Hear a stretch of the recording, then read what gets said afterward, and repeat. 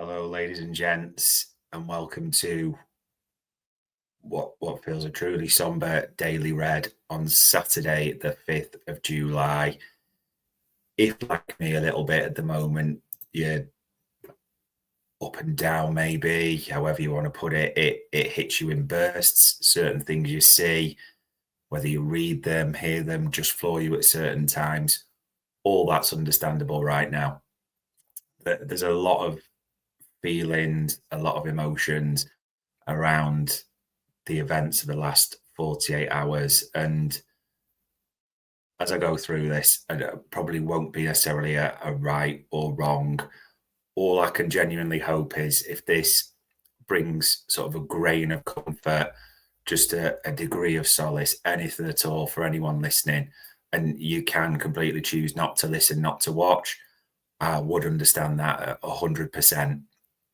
But I'll just try and convey my thoughts, my emotions over the loss of Diogo Jota and his brother Andre, and everything that we've seen and heard and read in the last 48 hours. I think ultimately on the human level, it's the devastation, isn't it, for those closest, the wife, the three kids, someone who's lost, parents who've lost two sons. It is absolutely tragic. And everyone, we all got different life experiences, but I just think when I became a dad, I don't really talk about this much, but I've got an 8-year-old boy. When you become a dad, your capacity to the things you feel and just your capacity to love and empathize, it just grows exponentially. And all our hearts, regardless of any of our circumstances, we know our hearts go out to Diogo Jota and Diogo Jota's family and everyone around that, and also the players, his friends, everyone associated with Diogo Jota. As much as my heart goes out to all of you, because I know it's affecting and flooring people in different ways right now.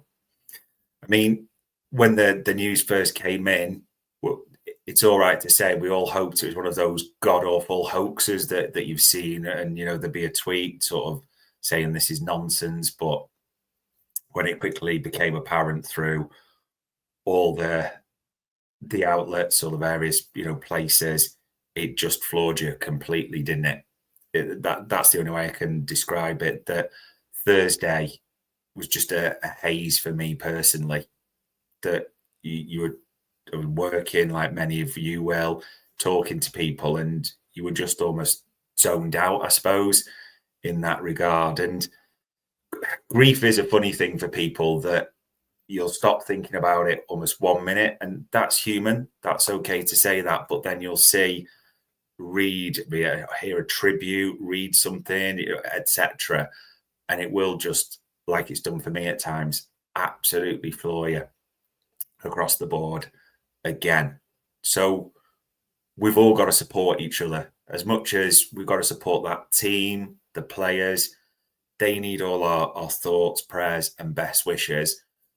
We've got to make sure that everyone in the football family, as I'd say as well, is supported, because it is affecting so many people in so many different ways. And the club, it must be so hard to be a player or anyone associated with the club. And I'm sure, like me, you've seen the footage, and people can debate whether there should be a camera in their face. I understand that, but just focusing on the matter at hand, you've seen the players arriving, haven't you, to pay their respects, and they're going to need all our support.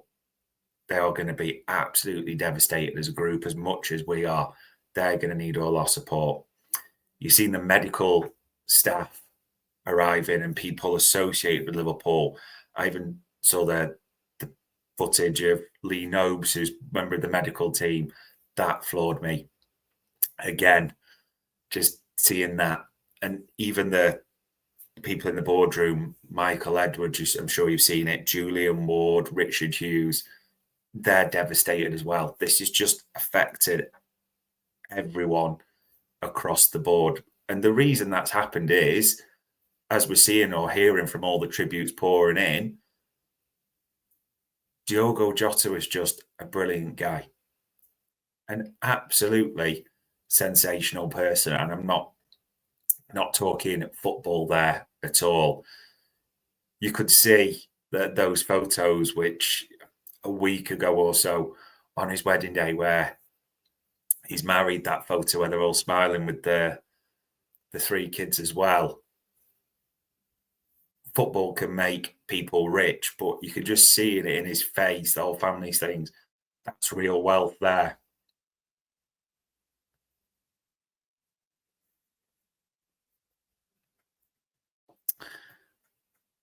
So yeah. And the tributes that have been pouring in, you think of someone like Jose Mourinho, just people will have different thoughts when you see or hear his name. But when you listen to what he said, set the right tone to everything so well, and talked about the football community, almost summed up how we're all feeling from his reaction. We read the statements of, say, Richard Hughes, Michael Edwards. We read Arne Slot's statement and saw that last night. He is Diogo. The people at Anfield, those players, and I look at even the statements that have come out from the likes of Alisson mentioning the family and people around, Diogo Jota, and that floors you. You see the bits from Robbo, don't you? The statement of obviously the connection that he had with Diogo Jota in terms of that nickname Diogo McJota, and how much love he had.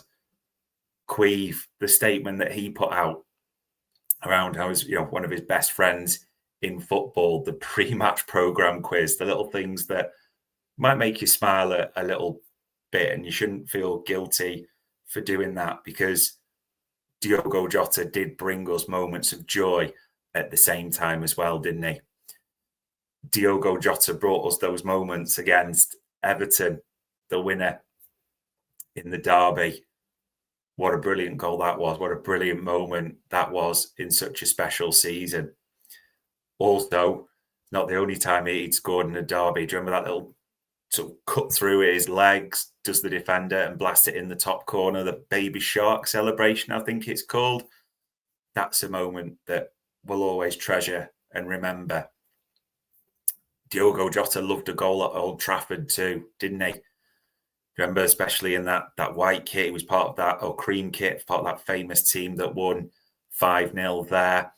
Also in the COVID season, do you remember when we won 4-2? He got the equaliser. He loved a goal at Old Trafford, Diogo Jota. All the big games, Diogo Jota turned up. How many times could we talk about Arsenal, that double in the Carabao Cup in that famous yellow kit? What a night that was for him. In the same yellow kit in the league to open the scoring, wasn't it? After being played in by Thiago, another former teammate that we saw come in to pay his respects. That was a special night. Yeah, the one where he sat Arsenal's defence down completely in that 4-0 victory. We will all have our special Diogo Jota moments that we will remember with a smile. We will treasure those, but they'll always have that tinge of sadness, that tinge of grief, which is human, which is absolutely natural. And even in the wider community, sort of colours don't always matter. Your heart went out to Ruben Neves last night. If you saw that footage where he was in tears before the game, your heart went out to João Cancelo, didn't it? For your teammates, your heart went out to Pedro Neto, who brought the Chelsea shirt with Andre and Diogo out on it as well. So your heart goes out to the team, fans, community. It's not always about colours and teams. It's about a man.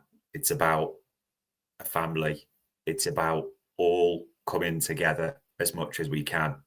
And that is what we need to do. And there'll be various other things mentioned around this about, and I've seen press coverage, different bits. Right now, it's about how can we as a team, and when I say team, I mean Liverpool fans, players, everyone around that huge community, and we do unite as a fan base.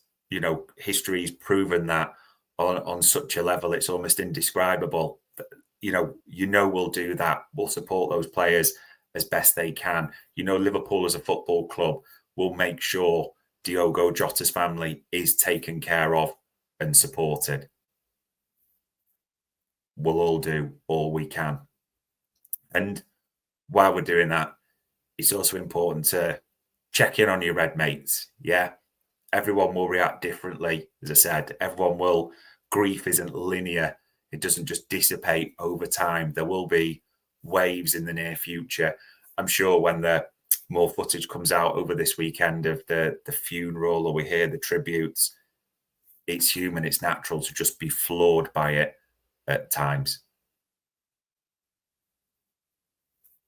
It's a saying you sometimes hear, but over the next coming days, weeks, hours, whatever, just be kind to each other, Reds. Yeah, support your mates, help them that way.